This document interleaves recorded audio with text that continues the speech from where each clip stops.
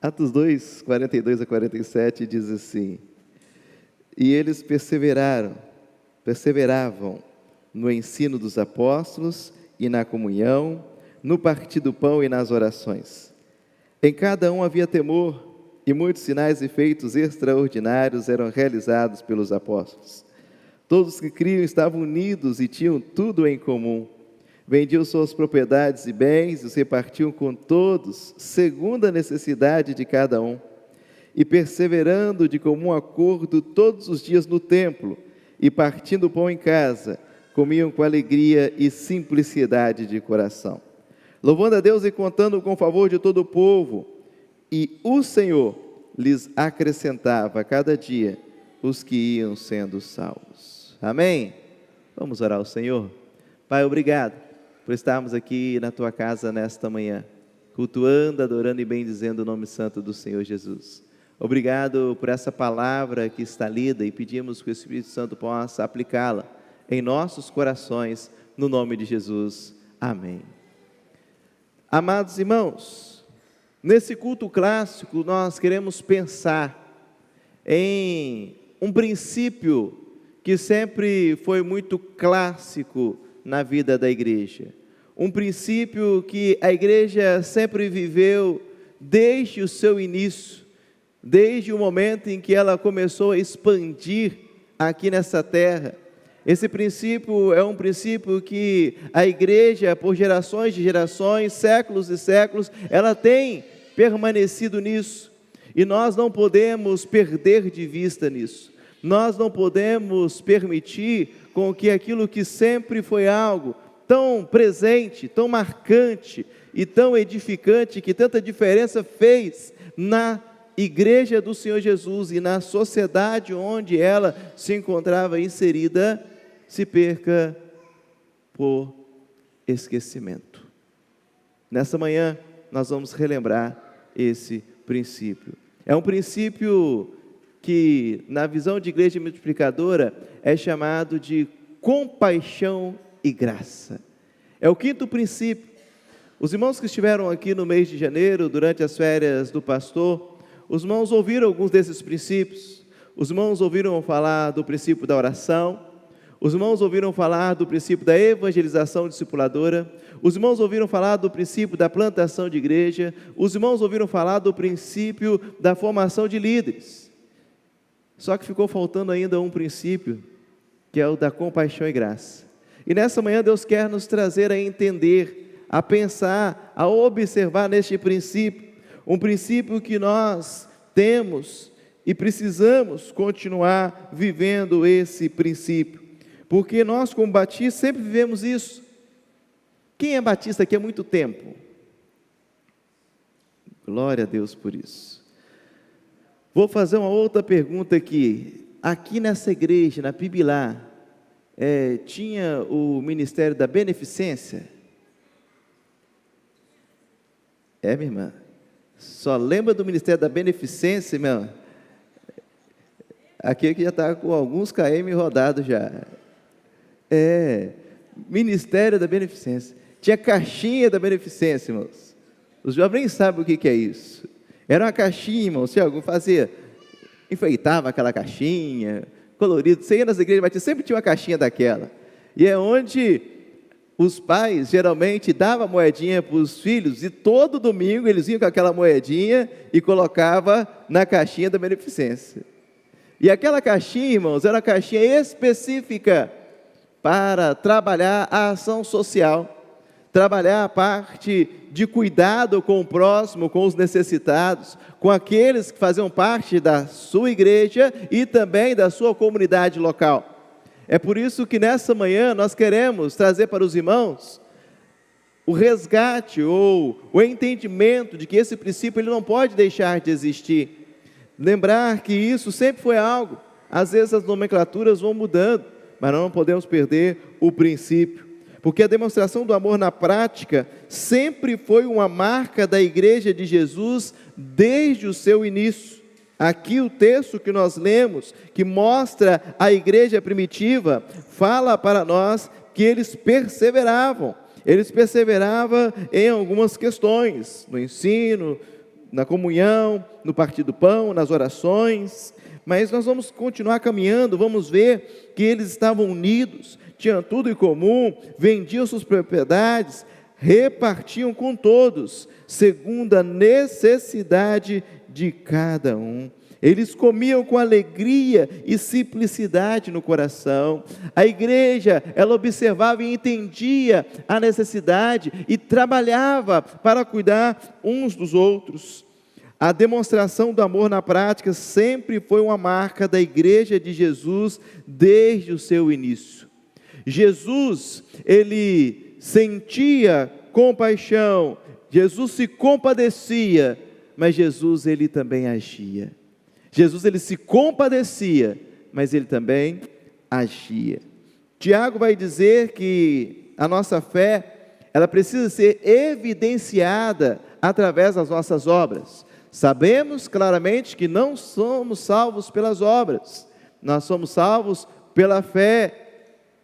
A fé é que nos salva. Não vem pelas obras para que ninguém venha se gloriar disso. Contudo, Tiago vai dizer que aqueles que são salvos evidenciam a sua fé através da prática das boas obras.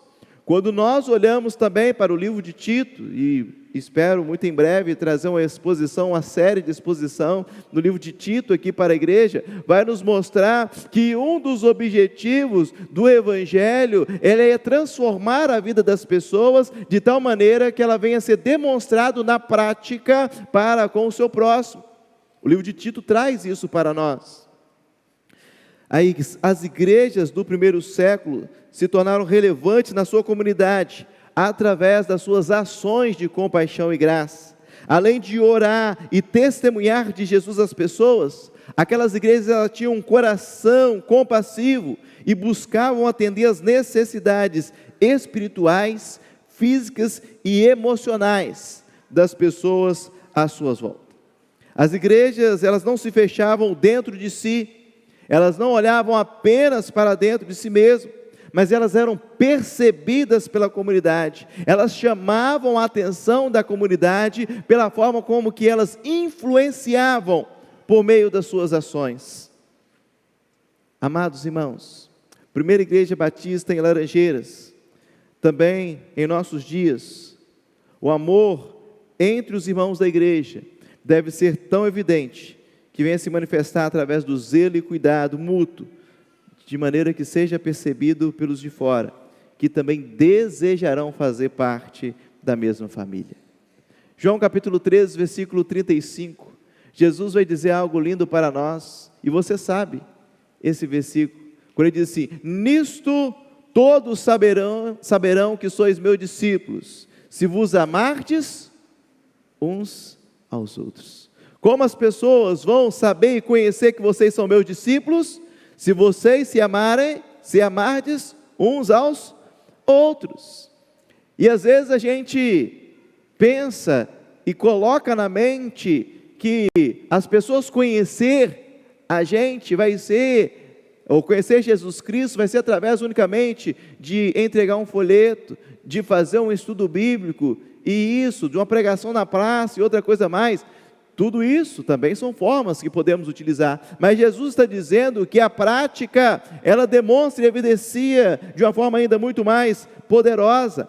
Quando nós olhamos o livro de Atos, nós vamos ver em vários momentos a igreja agindo de forma prática, para demonstrar o amor de Jesus na prática.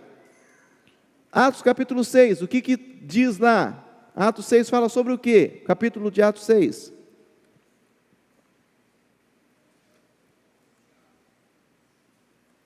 Opa, minha direita aqui falaram aqui, os diáconos. Os diáconos, eles surgem diante de uma necessidade. Os diáconos, eles são instituídos exatamente para trabalharem, desenvolverem uma atividade de extrema relevância social naquele tempo. Porque o que estava acontecendo? O que eles foram instituídos para quê? Para cuidar da distribuição diária de alimento para as viúvas. Era uma situação que necessitava de um cuidado e os diáconos foram instituídos para isso. Porém, o amor e comunhão da igreja eram notórios, não apenas para os irmãos que faziam parte da primeira igreja batista em Jerusalém. Amém? Amém?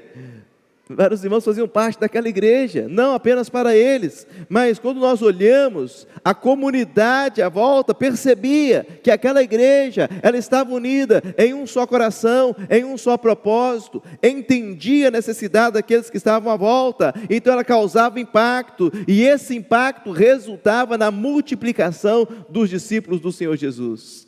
Igreja, irmãos, quando a comunidade de fé, ela desenvolve esse amor mútuo e demonstra isso na prática, uns para com os outros, a comunidade, ela vai perceber, e a multiplicação dos discípulos vai acontecer. A igreja no livro de Atos, ela era relevante na comunidade, sabe por quê?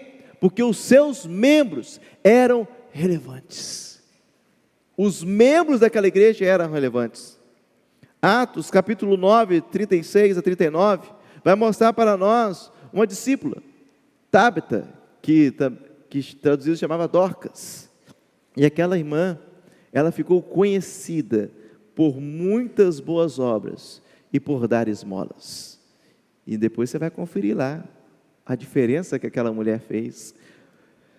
Quando nós olhamos e observamos esses princípios, e quando nós estamos trabalhando a volta aos princípios das Sagradas Escrituras, pastor Fernando Brandão, nesse livro Igreja Multiplicadora, ele vai dizer que a forma, ou outra forma da igreja se tornar relevante, é apoiar sempre os irmãos em suas necessidades, mas também apoiar irmãos de outros lugares em suas necessidades. Ele traz a importância de trabalharmos com os irmãos da nossa comunidade de fé local, mas também de outros lugares. E o livro de Atos vai mostrando isso para nós, vai confirmando isso para nós. Em Atos capítulo 11, versículo 27 a 30, olha só o que diz o texto. Naqueles dias, profetas desceram de Jerusalém para Antioquia. Levando-se um deles, chamado Ágabo, indicou pelo Espírito que haveria uma grande fome em todo o mundo, que ocorreu no tempo de Cláudio. E os discípulos, cada um, conforme suas posses, resolveram enviar ajuda aos irmãos que habitavam na Judéia.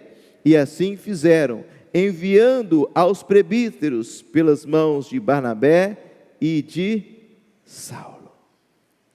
Uma fome que estava ali pelo mundo afora.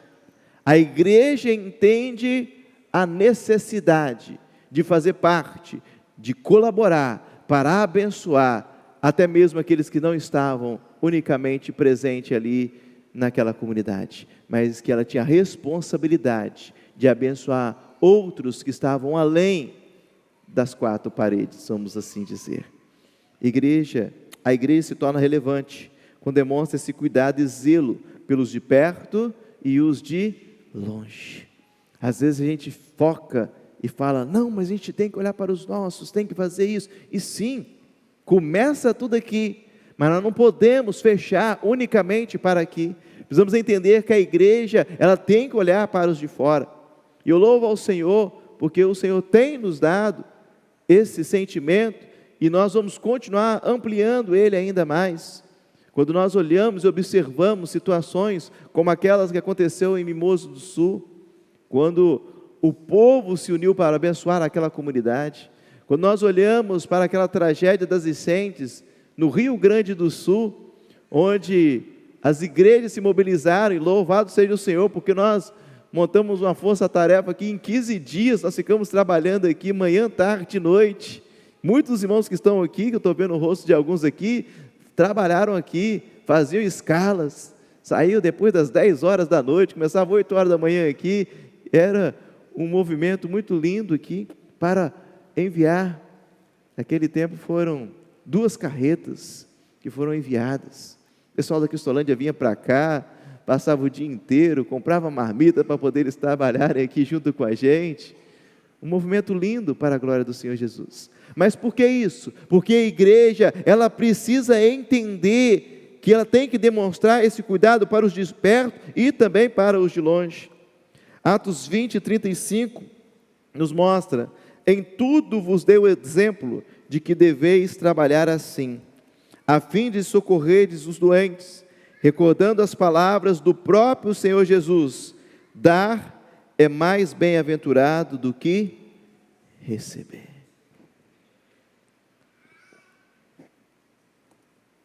Paulo mostra que o cuidado, o zelo e o cuidado das pessoas que sofrem precisa ser uma observação da igreja do Senhor Jesus. Bom, entendido isso, entendido que esse é um princípio, lemos vários textos do livro de Atos e poderíamos ler mais, só que o nosso tempo aqui é um pouquinho mais curto nessa manhã, então a gente não tem condição de ler todos os textos que mostram, mas o que nós lemos aqui já dá para os irmãos perceberem ser suficiente para compreendermos que a Bíblia é muito clara dessas ações de compaixão e graça da igreja do Novo Testamento, ou das igrejas do Novo Testamento. E aí nós precisamos fazer algumas perguntas, pelo menos duas. A primeira delas: como exercer a compaixão e graça nos dias de hoje? Logicamente que vivemos em uma época e cultura muito diferente daquelas que viviam a igreja em Atos, mas o princípio da compaixão e graça continua sendo o mesmo. O princípio não mudou, o princípio continua existindo. Como corpo de Cristo aqui nessa terra, a igreja deve estender as mãos, abrir os olhos e o coração para as necessidades dos que estão ao seu redor e que fazem parte da sua comunidade de fé e da sua comunidade local. A igreja precisa abrir os olhos para isso. A igreja precisa ter o olhar voltado para isso. Precisamos estar muito atentos, pois muitas igrejas, infelizmente, estão tão voltadas para si mesmo, que acabam se tornando indiferente à realidade social à sua volta e da sua cidade, que ela passa a não produzir nenhum impacto ou influência na sociedade. Certa vez eu fiz uma pergunta aqui, e é uma pergunta que você já ouviu algumas vezes: se essa igreja deixasse de existir, as pessoas aqui à nossa volta sentiriam falta?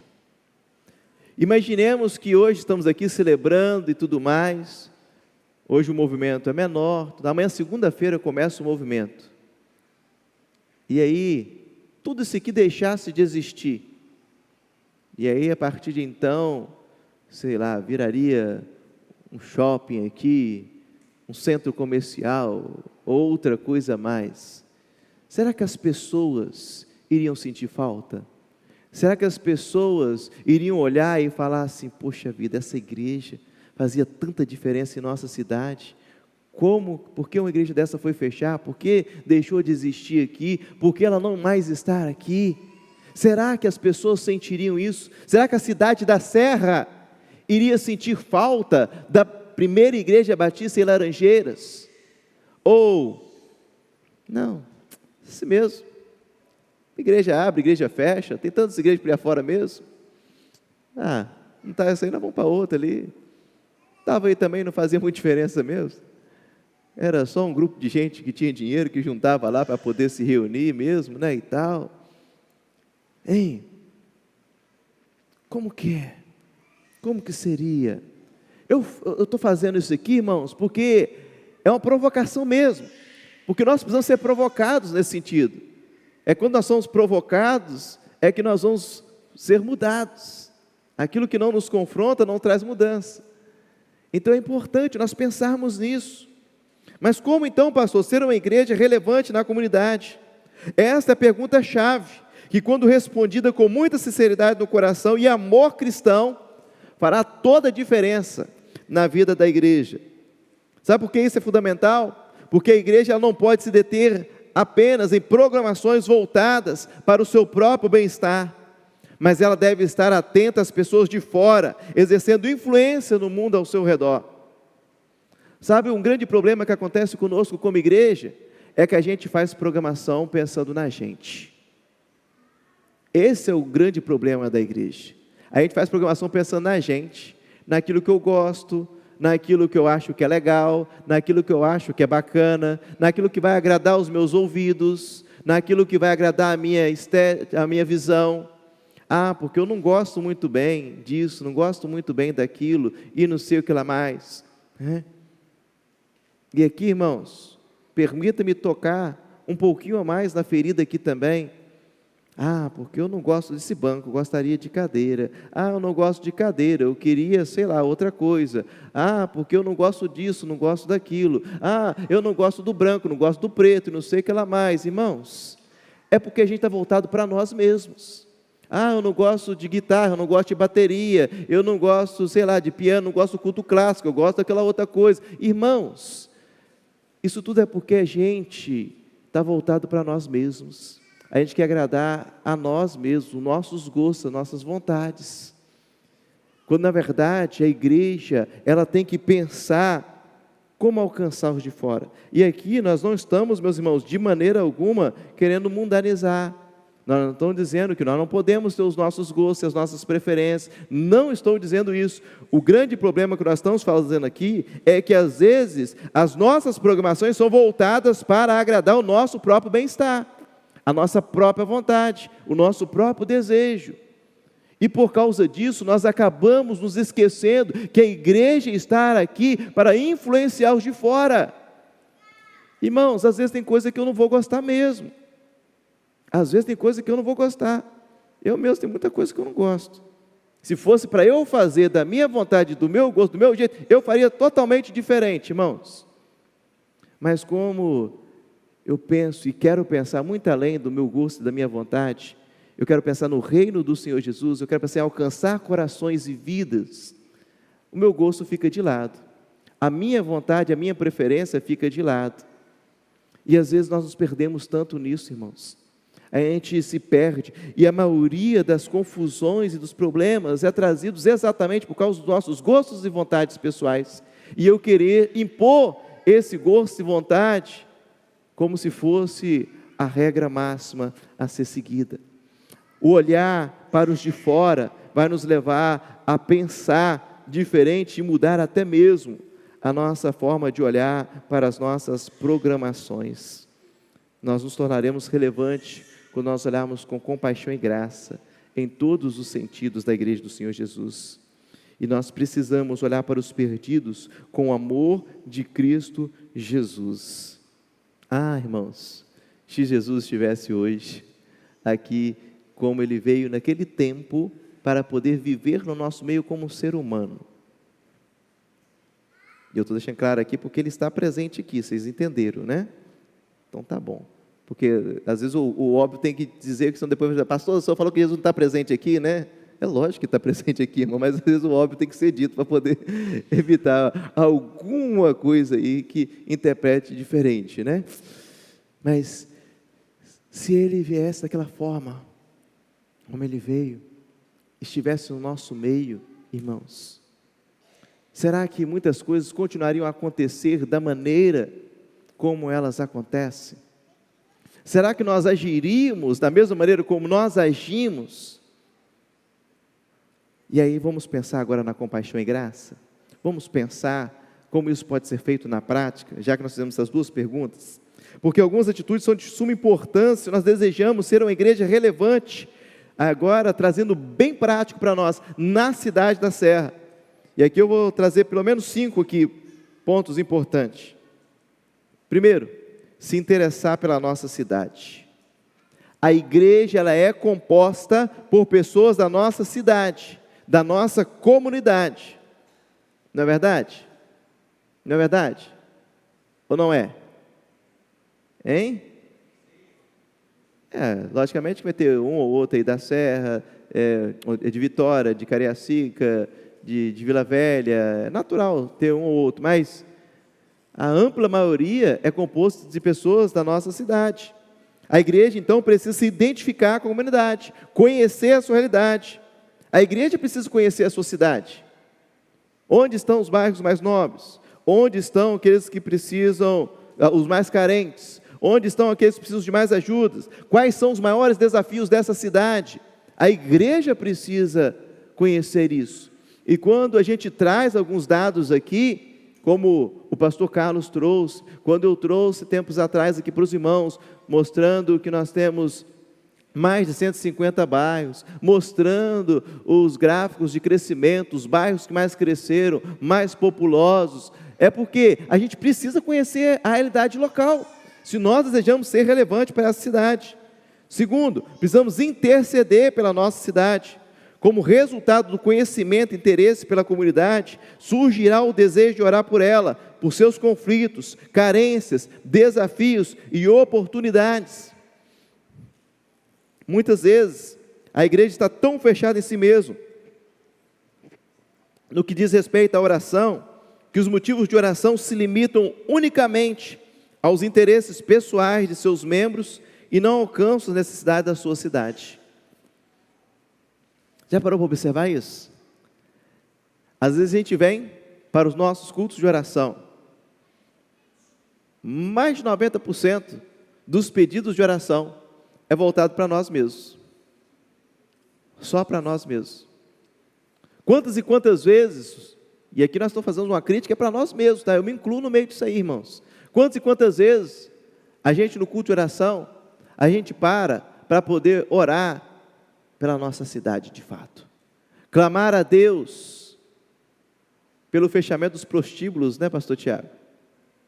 No final do ano passado, Deus colocou no coração do pastor Tiago de orar pelos fechamentos dos prostíbulos aqui da nossa cidade. Ele tem orado, e compartilhou comigo, eu comecei a orar com ele também nesse sentido aí.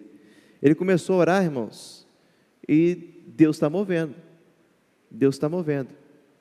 Os irmãos não sabem, mas tem uma pessoa, e eu quero que você ore por essa pessoa, não vou citar o nome dela aqui, né, de uma grande casa noturna aqui nessa cidade, que tem frequentado vez ou outra os cultos dessa igreja aqui, e está sendo acompanhado pelo nosso pastor Tiago. Esses dias eu passei em frente lá, estive dando uma orada lá em frente lá, pastorzão, eu orei lá em frente lá, porque imagine, só que ele está enfrentando muitas lutas, irmãos, porque o inimigo, o diabo, ele não fica satisfeito com uma coisa dessa. É lógico, imagine o fechamento de uma casa dessa. Imagine o impacto no mundo espiritual que isso não acontece. Mas isso só vai acontecer, irmão, se a igreja olhar para a sua cidade e começar a orar por ela, clamar por ela, interceder por ela, ver as suas necessidades, rogar ao Senhor por ela. Nós precisamos, irmãos, fazer isso.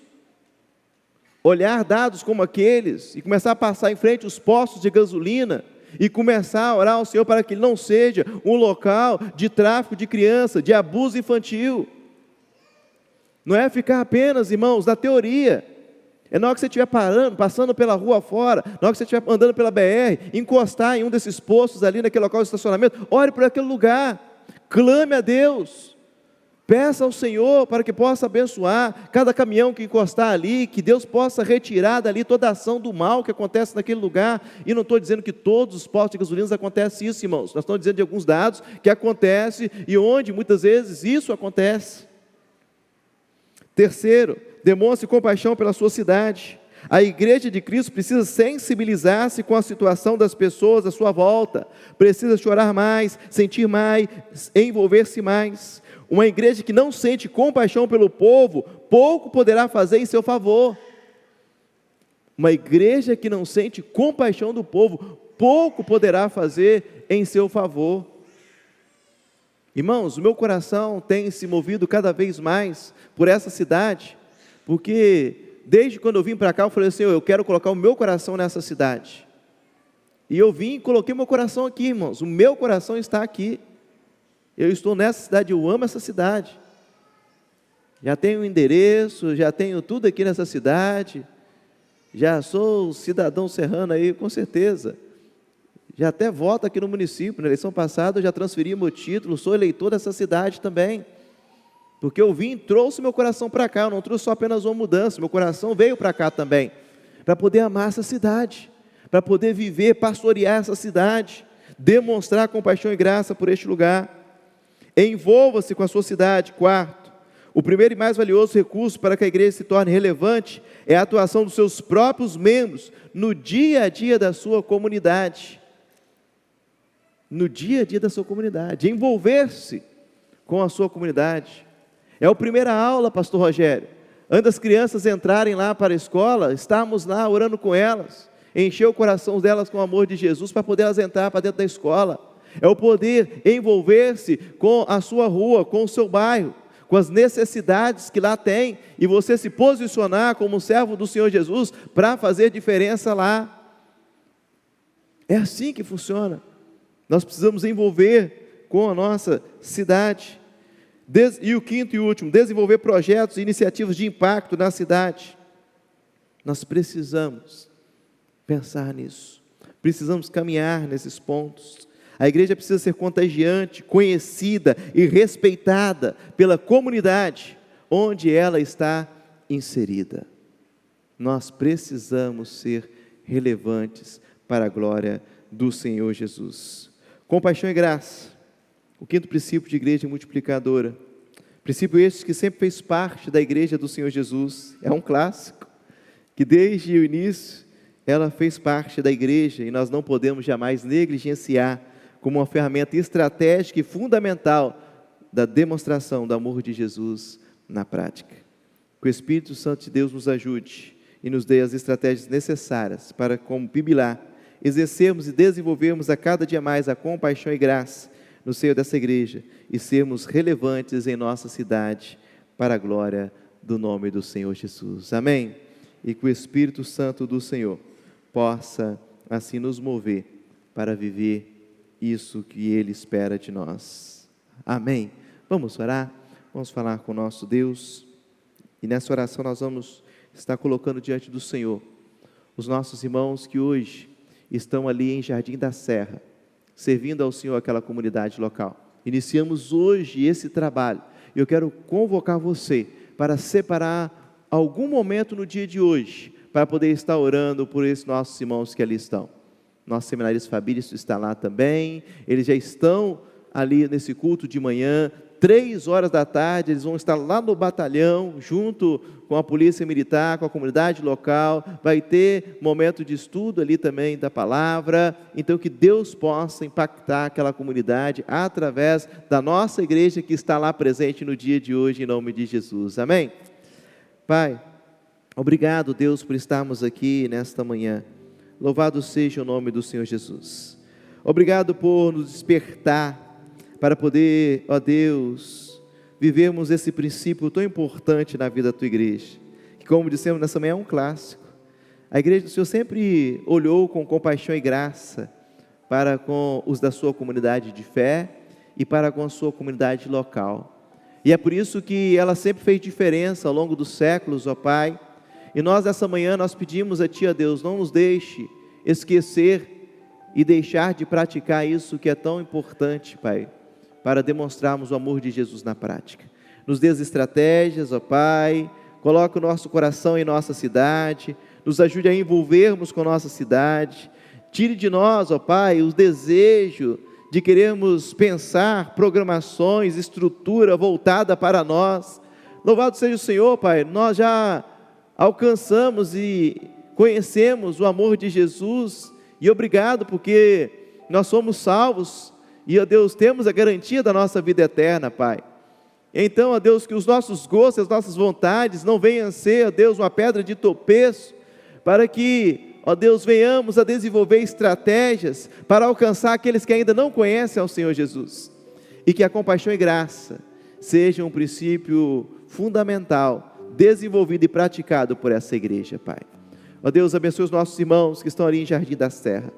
Tome em tuas mãos, sustente eles, que eles possam ali, ó Deus, no poder do Espírito Santo do Senhor, levar o Evangelho santo e salvador de Jesus que transforma vidas, Pai. Que seja dia de salvação, que seja dia de quebrantamento, que seja dia de reconciliação, que seja dia de impacto naquela comunidade local, ó Pai.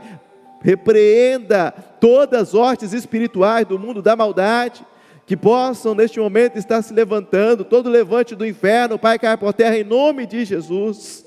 Que o anjo do Senhor esteja acampado ao redor daquela igreja, dos nossos irmãos, protegendo, guardando eles. Prepare terrenos férteis, ó Deus, onde a semente do Evangelho será lançada e que possa, ó Deus, germinar, crescer e produzir frutos dignos de arrependimento para a glória do Teu nome, Pai. Ó Deus, nós clamamos a Ti e rogamos essas bênçãos, no nome santo e poderoso do Teu Filho amado Jesus Cristo, o nosso Senhor e Salvador. Amém e amém.